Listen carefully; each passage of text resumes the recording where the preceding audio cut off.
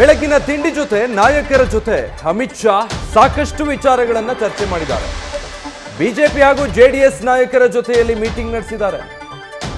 ಚುನಾವಣಾ ರಣತಂತ್ರದ ಕುರಿತಂತೆ ಈ ಮಹತ್ವದ ಸಭೆ ನಡೆದಿದೆ. ಉಭಯ ಪಕ್ಷಗಳ ಮೈತ್ರಿ ಅಭ್ಯರ್ಥಿಗಳ ಗೆಲುವಿಗೆ ಏನೆಲ್ಲ ಮಾಡಬೇಕು ಅಂತ, ಇದಕ್ಕಾಗಿ ಕಾರ್ಯಕರ್ತರ ನಡುವೆ ಸಮನ್ವಯತೆ ಕಾಯ್ದುಕೊಳ್ಳೋದು, ಯಾವ್ಯಾವ ಕ್ಷೇತ್ರಗಳಲ್ಲಿ ಯಾವ ರೀತಿ ರಣತಂತ್ರ ಇರಬೇಕು ಅನ್ನೋದರ ಬಗ್ಗೆ ಚರ್ಚೆ ಆಗಿದೆ. ಮಾಜಿ ಸಿಎಂಗಳಾದ Yediyurappa, H D Kumaraswamy, BJP ರಾಜ್ಯಾಧ್ಯಕ್ಷ ವಿಜಯೇಂದ್ರ ಸೇರಿ ಹಲವು ನಾಯಕರ ಜೊತೆ ಅಮಿತ್ ಶಾ ಚರ್ಚೆ ನಡೆಸಿದ್ದಾರೆ. ಮಧುಸೂದನ್ ಈಗ ಕೇವಲ ಬಿಜೆಪಿ ನಾಯಕರಷ್ಟೇ ಅಲ್ಲ, ಜೆಡಿಎಸ್ ನಾಯಕರ ಜೊತೆಗೂ ಚರ್ಚೆ ಮಾಡಿದ್ದಾರೆ. ಜೊತೆಗೆ ಗೆಲುವಿನ ರಣತಂತ್ರ ಯಾವ ರೀತಿ ಹೆಣೆಯೋ ಲೆಕ್ಕಾಚಾರ ಅಮಿತ್ ಶಾರದ್ದು. ವಿಜಯ್, ನಿಶ್ಚಿತವಾಗಿ ಯಾವುದೇ ಕಾರಣಕ್ಕೂ ಗೊಂದಲಗಳು ಆಗಬಾರದು. ಬಿಜೆಪಿ 25 ಕ್ಷೇತ್ರಗಳಲ್ಲಿ ಸ್ಪರ್ಧೆ ಮಾಡಿದೆ, ಜೆಡಿಎಸ್ 3 ಕ್ಷೇತ್ರಗಳಲ್ಲಿ ಸ್ಪರ್ಧೆ ಮಾಡಿದೆ. ಮಂಡ್ಯ, ಹಾಸನ, ಕೋಲಾರ ಈ ಕ್ಷೇತ್ರಗಳಲ್ಲಿ ನೇರವಾಗಿ ಜೆಡಿಎಸ್ ನ ಅಭ್ಯರ್ಥಿಗಳು ಗೆಲುವನ್ನ ದಾಖಲಿಸಬೇಕು. ಅದಕ್ಕೆ ಯಾವುದೇ ಆತಂಕ ಆಗಬಾರದು, ಯಾವುದೇ ಗೊಂದಲ ಇರಬಾರದು ಅನ್ನೋ ನಿಟ್ಟಿನಲ್ಲಿ ನೇರವಾಗಿ ಮಾತುಕತೆಯನ್ನು ಆಡಿದ್ದಾರೆ. ಎಚ್ ಡಿ ಕುಮಾರಸ್ವಾಮಿ ಅವರು ಕೂಡ ಇವತ್ತಿನ ಸಭೆಗೆ ಬಂದಂತದನ್ನ ನೋಡಿದೀವಿ. ಜೆಡಿಎಸ್ ನಾಯಕರು ಕೂಡ ಆಗಮಿಸಿದ್ರು. ಜಿ ಟಿ ದೇವೇಗೌಡರು ಇರ್ಬೋದು, ಬಂಡೆಪ್ಪ ಕಾಶೆಂಪೂರ್, ಕೃಷ್ಣಾರೆಡ್ಡಿ, ಹೀಗೆ ಯಾವೆಲ್ಲ ಕ್ಷೇತ್ರಗಳಲ್ಲಿ ಮೈತ್ರಿ ಆಗಿದೆಯೋ, ಜೆಡಿಎಸ್ ಕ್ಷೇತ್ರಗಳಲ್ಲಿ ಮೈತ್ರಿ ಆಗಿದೆಯೋ, ಜೆಡಿಎಸ್ ನ ಅಭ್ಯರ್ಥಿಗಳು ಕಣದಲ್ಲಿ ಇದ್ದಾರೋ ಅವ್ರನ್ನ ಕರೆದು 1-to-1 ಮಾತುಕತೆ ಆಡೋದ್ರ ಮೂಲಕ ಇವತ್ತಿನ ಸಭೆಯಲ್ಲಿ ಖುದ್ದು ಅಮಿತ್ ಶಾ ಅವರು ಅಖಾಡಕ್ಕೆ ಇಳಿದಿದ್ದಾರೆ ಅಂತ ಹೇಳ್ಬೋದು. ಒಂದು ಕಡೆ ರಾಜ್ಯದ 28 ಲೋಕಸಭಾ ಕ್ಷೇತ್ರಗಳ ಪೈಕಿ 25ರಲ್ಲಿ ಇರುವಂಥ ಬಂಡಾಯದ ಬಗ್ಗೆ ಬಿಜೆಪಿ ನಾಯಕರ ಹತ್ರ 1-to-1 ಮಾತುಕತೆಯನ್ನು ಆಡಿದ್ರೆ, ಇತ್ತ 3 ಕ್ಷೇತ್ರಗಳಲ್ಲಿ ಜೆಡಿಎಸ್ನ ನಾಯಕರ ಜೊತೆ ಸಮನ್ವಯತೆಯನ್ನು ಕಾಪಾಡಿಕೊಳ್ಳೋದ್ರಲ್ಲಿ ಖುದ್ದು ಅಮಿತ್ ಶಾ ಅವರು ಮುಂದಾಗಿದ್ದರು.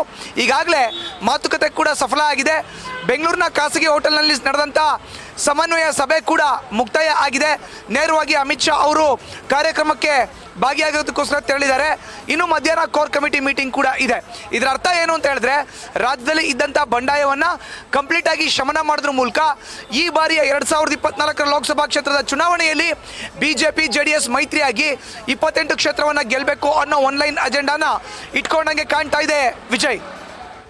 ಗೆಲುವೇ one line agenda Madhusudan, okay. But ಅದಕ್ಕೆ ಪೂರಕವಾಗಬೇಕಾಗಿರೋ ಅಂಶಗಳು ಯಾವುದು ಅಂತ ಅಂದ್ರೆ, ಸಮನ್ವಯತೆಯಿಂದ ಮಾತ್ರ ಗೆಲುವು ಸಾಧ್ಯ ಅನ್ನೋದಾ, ಅಥವಾ ಬಿಜೆಪಿಯ ಸ್ಟ್ರಾಟಜಿ ಏನು ಅನ್ನೋ ಚರ್ಚೆ ಆಗಿದೆಯಾ? ಹೌದು ವಿಜಯ್, ಈಗ ಬಿಜೆಪಿ ಜೆಡಿಎಸ್ ಒಟ್ಟಾಗಿ ಎದುರಿಸಬೇಕು ಚುನಾವಣೆಯನ್ನ. ಹಳೆ ಮೈಸೂರು ಭಾಗ ಆಗಿರಬಹುದು, ಕಿತ್ತೂರು ಕರ್ನಾಟಕ, ಕಲ್ಯಾಣ ಕರ್ನಾಟಕ, ಕರಾವಳಿ, ಮಲೆನಾಡು, ಹೀಗೆ ಎಲ್ಲ ಕಡೆ ಕೂಡ ಸಮನ್ವಯತೆ ಇದ್ದಾಗ ಮಾತ್ರ ಬಿಜೆಪಿ ಜೆಡಿಎಸ್ ಮೈತ್ರಿಯ ಅಭ್ಯರ್ಥಿಗಳು ಗೆಲುವನ್ನು ದಾಖಲಿಸಲಿಕ್ಕೆ ಸಾಧ್ಯ. ಈಗಾಗಲೇ ಕಾಂಗ್ರೆಸ್ನ ನಾಯಕರು ಕೂಡ ಹಳೆ ಮೈಸೂರು ಭಾಗದಲ್ಲಿ ಒಂದಷ್ಟು ಆಪರೇಷನ್ಗೆ ಕೈ ಹಾಕಿದ್ದಾರೆ. ಪ್ರಮುಖವಾಗಿ ಮೈಸೂರು, ಚಾಮರಾಜನಗರ ಭಾಗದಲ್ಲಿ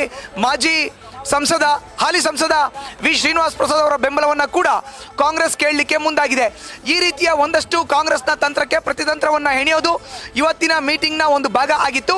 ಹೀಗಾಗಿಯೇ ಇವತ್ತಿನ ಮೀಟಿಂಗ್ನಲ್ಲಿ ಒಂದು ಕಡೆ ಬಿಜೆಪಿಯ ನಾಯಕರು, ಮತ್ತೊಂದು ಕಡೆ ಜೆಡಿಎಸ್ನ ನಾಯಕರು ಉಪಸ್ಥಿತರಿದ್ದಾಗಲೇ 1-to-1 ಮಾತುಕತೆಯನ್ನು ಬಿಜೆಪಿ ನಾಯಕರ ಜೊತೆ ಆಡ್ತಾ, ಇತ್ತ ಜೆಡಿಎಸ್ ನಾಯಕರ ಜೊತೆ ಸಮನ್ವಯತೆಯ ಬಗ್ಗೆ ಮಾತನ್ನ ಆಡ್ತಾ ಪ್ರತಿತಂತ್ರವನ್ನು ಖುದ್ದು ಅಮಿತ್ ಶಾ ಹೆಣೆದಿದ್ದಾರೆ ಅಂತ ಹೇಳ್ಬೋದು. ಮುಂಬರುವಂಥ ದಿನದಲ್ಲಿ ಯಾವುದೇ ಗೊಂದಲ ಇಲ್ಲದಿರೋ ರೀತಿಯಲ್ಲಿ 28ಕ್ಕೆ 28 ಕ್ಷೇತ್ರದಲ್ಲೂ ಕೂಡ ಬಿಜೆಪಿ ಜೆಡಿಎಸ್ ಮೈತ್ರಿ ಅಭ್ಯರ್ಥಿಗಳು ಗೆಲುವನ್ನು ದಾಖಲಿಸುವಂಥ ಒನ್ಲೈನ್ ಅಜೆಂಡಾವನ್ನು ಇಟ್ಕೊಂಡು ಇವತ್ತು ಮೀಟಿಂಗನ್ನು ಮಾಡಿರುವಂಥದ್ದು Vijay. Thank you Madhusudan. News first, ನಿರ್ಭೀತಿಯಿಂದ ನಿಮ್ಮ ಪರವಾಗಿ.